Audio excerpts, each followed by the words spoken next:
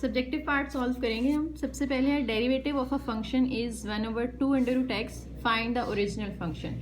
आपको एक फंक्शन का डेरिवेटिव गिवन है, आपने इसका ओरिजिनल फंक्शन फाइंड करना है। इसका मतलब है आपने इसका एंटी डेरिवेटिव लेना है। ठीक है, इंटीग्रेशन करेंगे इसकी, इंटीग्रल 1/2 स्क्वायर रूट एक्स, और जब भी इंटीग्रेशन का साइन हो साथ में हम उसको dx भी मेंशन करते हैं।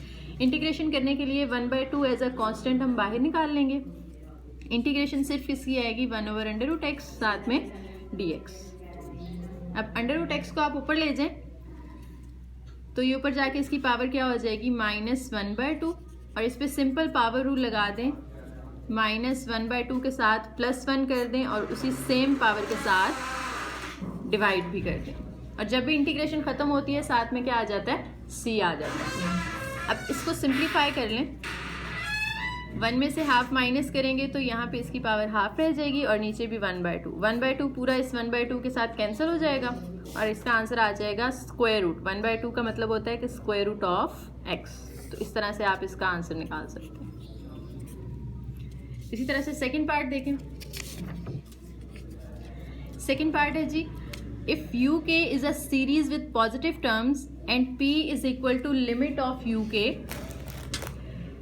State 3 cases for the series to convergent, divergent और नन। आपने बताना है कि ये जो p इज इक्वल टू ये लिमिट वाला फंक्शन है, ये इस सीरीज कन्वर्ज कब करेगी, डाइवर्ज कब करेगी, और नन का मतलब है कि ना तो कन्वर्ज कर रही है ना ही डाइवर्ज कर रही है। तो इसके लिए एक रूट टेस्ट होता है, लेक्चर नंबर 43 के अंदर ये आपको दिया हुआ है। उसकी 3 स्टेटमेंट्स आपने इसमें लिख देनी है कि p की जो वैल्यू है, यहाँ पे ये जो p है, अगर उसका आंसर लेस देन 1 आता है तो सीरीज कन्वर्ज करेगी, अगर ग्रेटर देन 1 आता है या इन्फिनिटी आता है तो सीरीज डाइवर्ज करेगी, और अगर एग्जैक्टली 1 आंसर दे रही है वो सीरीज तो फिर वो सीरीज कन्वर्ज भी कर सकती है और डाइवर्ज भी कर सकती है। यानी आपको कोई इसके बारे में कंफर्म रिजल्ट नहीं मिला तो आप रूट टेस्ट को छोड़ के कोई और टेस्ट अप्लाई करेंगे, ये टेस्ट फेल हो गया इसकी कन्वर्जेंस बताने के लिए। इसी तरह से क्वेश्चन नंबर 3 देखें। इंटीग्रल 1 से 3 तक लिमिट्स हैं 1/x² dx, इसको आपने इवेलुएट करना है। 1/x² dx। अब सबसे पहले तो आपने इंटीग्रेशन करने के लिए x² को ऊपर ले जाना है, तो उसकी पावर हो जाएगी -2, और पावर रूल अप्लाई कर देना है। पावर रूल में क्या होता है, -2 के अंदर आप +1 करेंगे और उसी सेम पावर के साथ डिवाइड भी कर देंगे, और जो लिमिट होती है वो आप इधर साइड पे लिख देते हैं 3/1। इंटीग्रेशन खत्म हो गई है तो c लगा दें। अब x की वैल्यू ऊपर आ गई -1 और नीचे भी -1, लिमिट सेम रहेंगी +c। माइनस साइड पे शिफ्ट कर दें और उसकी पावर माइनस में है तो ओवर के नीचे ले आए ताकि वो प्लस हो जाए, और अब लिमिट्स अप्लाई कर दें। पहले हम अपर लिमिट पुट करते होते हैं, माइनस बाहर रहेगा, अपर लिमिट पुट करें 1/3, माइनस लगा के लोअर लिमिट पुट करें। इस x की जगह एक दफ़ा 3 पुट कर दिया, एक दफ़ा इस x की जगह 1 पुट कर देंगे, तो ये आपको आंसर देगा 1/3 -1। अब इनका एलसीएम ले सकते हैं आप, एलसीएम ले लें तो वो क्या आता है 3, ऊपर आ जाएगा 1 -2, -1 आएगा और इस 1 की वजह से वो हो जाएगा +1/3, और c यहाँ से हम ख़त्म कर देंगे तो इसके पास सिंपल आंसर 1/3 आ जाएगा।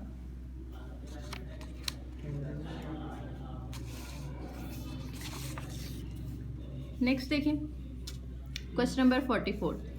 Use the first fundamental theorem to calculate the definite integral. Definite integral आपको दिया 0 से 2 तक, where f(x) is equal to x² and x³ 2 function दिए हुए हैं। तो इसके अंदर आपने क्या करना है, दोनों फंक्शंस को सेपरेटली इवेलुएट करना है। 2 लिमिट्स भी यहाँ पे आपको दिए हैं। पहले ओवरऑल लिमिट देखें फंक्शन की, वो क्या है आपके पास 0 to f(x), इसको आपने इवेलुएट करना है। अब f(x) की जगह हम कौन सा फंक्शन पुट करेंगे, x² पुट करें या x³ पुट करें, ये हमने कैसे डिसाइड करना है, लिमिट्स को देख के। लिमिट्स कहाँ ब्रेक हो रही हैं, 1 पे। ओवरऑल इंटरवल हमारा 0 से 2 तक है, तो 0 से 2 तक उन्होंने दिया, लेकिन बीच में एक और लिमिट भी दे दी है जो क्या है 1। तो इसको आपने सम के तौर पे लिख लेना है कि 0 से 1 तक अलग कर लें इंटीग्रेशन, और फिर 1 से 2 तक अलग कर लें। 0 से 1 तक हमने अलग लिमिट्स पुट करनी है और फिर 1 से 2 तक अलग पुट करनी है, और ये आपने ख्याल रखना है कि इसकी अपर लिमिट और इसकी लोअर लिमिट हमेशा सेम होनी चाहिए। अब 0 से 1 तक जब आप लिमिट ले रहे हैं तो फंक्शन कौन सा आएगा, ये एक्स स्क्वायर वाला, क्योंकि ये 0 से 1 तक है। तो एफ ऑफ एक्स की जगह आप क्या पुट कर दें, x square D x, plus इसी तरह से 1 से 2 तक जब लिमिट्स पुट करेंगे तो तब आपके पास फंक्शन कौन सा आ रहा है, एक्स क्यूब। इंटीग्रेशन कर लें, इसकी पावर में 1 प्लस होगा तो ये बन जाएगा एक्स क्यूब बाय 3 और इसकी लिमिट्स हैं। इसी तरह से यहाँ पे जो दूसरा फंक्शन है वो x4 बाय 4 हो जाएगा और इसकी भी लिमिट्स 2 और 1 पुट कर दें, साथ में c आ जाएगा। अब लिमिट्स अप्लाई कर दें, एक्स क्यूब की जगह एक दफ़ा 1 का क्यूब आ जाएगा, एक दफ़ा 0 क्यूब ओवर 3, प्लस इसी तरह से अपर लिमिट 2 है तो 2 पावर 4 माइनस लोअर लिमिट 1 है 1 पावर 4 ओवर 4। सारे कांस्टेंट हैं तो c लगाने की ज़रूरत नहीं है आपको। 1 का क्यूब 1 ही रहेगा, 0 ख़त्म हो जाएगा, 1/3 प्लस 2 पावर 4 यहाँ पे 16 आ जाएगा और 1 पावर 4 क्या होता है 1, 1/3 प्लस 15/4। एलसीएम ले लें 12 आ जाएगा, 4 प्लस 4 3 ज़ार 12, 15 3 ज़ार 45, 49/12 ये आंसर होगा। ठीक है, तो दो फंक्शंस के अंदर डिवाइड करके फिर आपने इसको सॉल्व करना है। नेक्स्ट देखें जी, show that the series sigma this converts absolutely. सबसे पहले तो देखें ये ऑल्टरनेट सीरीज है आपके पास, यानी यहाँ पे हमें -1 दिया हुआ है, तो ये हमने पढ़ा था कि जिसके अंदर -1 आ रहा हो वो ऑल्टरनेट सीरीज होती हैं। तो इसकी एब्सोल्यूट वैल्यू क्या होती है, कोई भी नंबर है आपके पास, फॉर एग्जांपल -3 है तो उसकी एब्सोल्यूट वैल्यू ये होती है कि आपने उसको प्लस कर देना होता है। एब्सोल्यूट वैल्यू का आंसर हमेशा क्या आता है, पॉजिटिव आता है। तो ये जो माइनस वाला फैक्टर है ना, ये आप यहाँ से निकाल देंगे, सिर्फ इसको टेस्ट करेंगे। ठीक है, माइनस को इग्नोर कर देना है आपने, जैसे यहाँ पे इग्नोर कर दिया आपने, इसी तरह से इधर भी माइनस छोड़ के आपने सिर्फ इसको टेस्ट करना है। और टेस्ट कैसे करते हैं हम, आपने एक टर्म फाइंड करनी होती है UK+1 और एक टर्म होती है आपके पास UK तो यही होगी जो आपको दिया हुआ है, K-1 over K-1 whole factorial. UK+1 के लिए क्या करेंगे, जहाँ जहाँ K आ रहा है वहाँ वहाँ आपने क्या पुट कर देना है, K+1 पुट कर देना है। 2 पार इधर आ जाएगा K+1, ये -1 एज इट इज ओवर, नीचे है K-1, इस K की जगह भी क्या पुट कर दें, K+1 और फिर ये -1 एज इट इज, इसका भी आपने क्या ले लेना है, फैक्टोरियल। इस K की जगह भी K+1 पुट कर दिया और इस K की जगह भी। अब आपने यहाँ पे लेना है इनका रेशियो टेस्ट। रेशियो टेस्ट के अंदर क्या होता है, UK+1 को आप डिवाइड करते हैं UK के साथ। UK+1 है आपके पास और UK भी है, दोनों को डिवाइड कर दें। 2 पार K, यहाँ पे देखें तो +1 -1 से कैंसिल हो जाएगा, सिर्फ 2 पार K रह जाएगा ओवर, ये भी +1 -1 से कैंसिल, क्या रह गया आपके पास, K फैक्टोरियल। इसको आपने डिवाइड करना है UK के साथ, 2K-1 ओवर K-1 का फैक्टोरियल, 2 पार K as it is. K factorial को ओपन करें, फैक्टोरियल क्या होता है बेसिकली, जैसे 10 है तो 10 का फैक्टोरियल आप ओपन करते हैं 10.9.8.7 और 1 तक लेकर जाते हैं। ठीक है, तो यानी हर अगली टर्म उसमें से 1 माइनस करने से आ रही है। 10 - 1 9, 9 - 1 8, तो K से अगली टर्म क्या होगी, K-1, हर अगला नंबर उसमें से 1 माइनस करने से आ रहा है। तो यहाँ पे आप फैक्टोरियल लगा दें और साथ में डिवाइड को जब आप मल्टीप्लाई में चेंज करेंगे तो ये रेसिप्रोकल आ जाएगा, K-1 फैक्टोरियल ऊपर चला जाएगा और 2 पार K-1 नीचे रहेगा। K-1 यहाँ से कैंसिल हो जाएगा, आपके पास ऊपर रह गया 2 पार K over K multiply by ऊपर 1 बचा और 2 के साथ K अलग कर लें, 2 के साथ -1 अलग कर लें। अगर बेसिस सेम हो तो पावर्स ऐड हो जाती हैं, अगर पावर्स ऐड हो रही हो तो आप उसे सेम बेस के साथ अलग अलग भी कर सकते हैं। 2 पार K, ये 2 पार K तो यहाँ पे कैंसिल हो रहा है, इसको कैंसिल कर दें तो ऊपर आपके पास सिर्फ क्या रह गया 1 और नीचे एक K है, इसकी पार माइनस में है, ऊपर जाएगी तो प्लस हो जाएगी, तो 2 ओवर K ये फंक्शन आ गया आपके पास। ठीक है, अब इसके साथ आपने लिमिट अप्लाई करनी होती है फंक्शन के अंदर। देखें हमें क्वेश्चन में जो लिमिट दी हुई है वो इन्फिनिटी तक जा रही है, 2 से लेकर इन्फिनिटी तक जा रही है। तो अब इसके अंदर अगर हम लिमिट पुट करते हैं इन्फिनिटी तो ये आ जाएगा 2 ओवर इन्फिनिटी। किसी नंबर के नीचे अगर इन्फिनिटी आ रहा हो तो आंसर क्या आता है, 0 आता है। अब यहाँ पे ये 0 है यानी इक्वल टू 0, ये लेस देन 1 आया है, और अगर p लेस देन 1 हो तो वो क्या करता है, कन्वर्ज करता है। ये भी हमने पिछले शॉर्ट क्वेश्चन के अंदर भी देखा है, p लेस देन 1 हो तो सीरीज क्या करती है, कन्वर्ज करती है।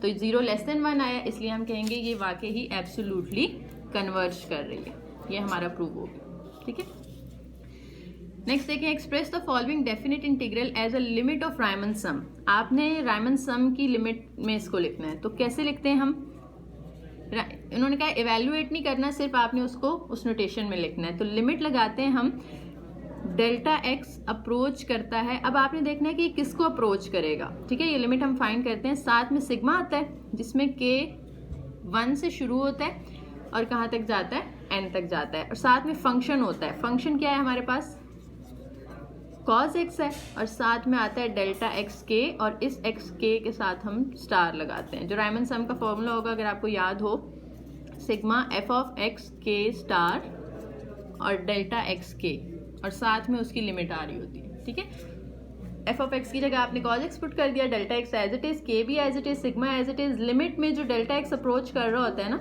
इन्फिनिटी को या 0 को, आपने देखना है यहाँ पे किसको अप्रोच करेगा। देखें इंटीग्रल के अंदर लोअर लिमिट -π/2 है और अपर लिमिट π/2 है, तो हमेशा कैसे डेल्टा एक्स फाइंड करते हैं, b माइनस a करते हैं, यानी π/2 में से आपने माइनस कर देना है -π/2, तो माइनस माइनस क्या हो जाएगा, +π/2, 2π/2, तो आंसर क्या आ रहा है, पाई, यानी डेल्टा एक्स का आंसर क्या आ गया आपके पास, पाई। तो डेल्टा एक्स अप्रोच करेगा पाई को, ये आपने बस इसको इस तरह से लिखना है, इसी के आपको यहाँ पे 3 नंबर मिलेंगे। ठीक है, इसको इवेल्युएट नहीं करना है, इसको सिंप्लीफाई नहीं करना, सिर्फ उस नोटेशन में कन्वर्ट करना था। नेक्स्ट देखिए जी, express area of the shaded region as a definite integral. ये इक्वेशन दी हुई है आपको, इसकी लोअर लिमिट देखें, ये जो शेडेड एरिया है यहाँ से शुरू हो रहा है और यहाँ पे ख़त्म हो रहा है, तो लोअर लिमिट इसकी 1 है और अपर लिमिट क्या है, 4 है, तो इसको आपने इवेल्युएट करना है। इंटीग्रल लिखेंगे, लोअर लिमिट 1 है, अपर लिमिट 4 है, साथ में फंक्शन आता है F of x D x. हमने कहा था कि जो एफ ऑफ एक्स होता है वो y के इक्वल होता है, तो इक्वेशन क्या दी हुई है आपको, 3x minus 4y is equal to -11, यानी अगर आपके पास y की वैल्यू आएगी तो वही किसकी वैल्यू होगी, एफ ऑफ एक्स की, और उसको हम यहाँ पुट करेंगे। तो यहाँ से पहले y की वैल्यू निकाल लें, y की वैल्यू निकालने के लिए 4y को दूसरी साइड पे जाके प्लस कर देंगे और 11 इधर आके प्लस हो जाएगा, 4 वहाँ मल्टीप्लाई हो रहा है, यहाँ आके दोनों के साथ डिवाइड हो जाएगा, तो ये y की वैल्यू आ गई। y की वैल्यू यानी एफ ऑफ एक्स की वैल्यू आई, अब इसको यहाँ पुट कर दें, 1 4, एफ ऑफ एक्स की जगह आ जाएगा 3x/4 प्लस 11/4 dx। दोनों में 1/4 कॉमन आ रहा है, ठीक है, तो हम उसको यूं भी लिख सकते हैं 3x प्लस 11/4 dx। अब 1/4 कांस्टेंट है, उसको बाहर निकाल लें, इंटीग्रेशन सिर्फ किसकी होगी, 3x प्लस 11, और लिमिट्स हैं 1 से 4 तक। 1/4 3x की इंटीग्रेशन करें तो वो आ जाएगी 3x² प्लस 11 कांस्टेंट है वो एज इट इज, 11 के साथ कुछ भी नहीं है, तो 1 की इंटीग्रेशन क्या होती है, x होती है। ठीक है, और इसकी लिमिट्स पुट कर दें 4 1 साथ में c। अब लिमिट्स को ओपन कर दें, पहले अपर लिमिट पूरे फंक्शन में पुट करेंगे, फिर माइनस लगा के आपने लोअर लिमिट पुट करनी है। अपर लिमिट पुट कर दें 4 का स्क्वायर ओवर 2, माइनस लगा के फिर 11 इंटू सॉरी यहाँ प्लस 11 इंटू 4, ये पूरा फंक्शन एक दफ़ा आपने अपर लिमिट के साथ लिखा, माइनस लगा के इस पूरे फंक्शन को लोअर लिमिट के साथ लिखते हैं, 3 इंटू 1/2 प्लस 11 इंटू 1, 1/4 सिंप्लीफाई कर लें, 4 स्क्वायर क्या होता है 16, 2 8 ज़ार 16 होगा, 8 3 ज़ार 24 प्लस 11 4 ज़ार 44, फिर माइनस लगा के 3 1 ज़ार 3/2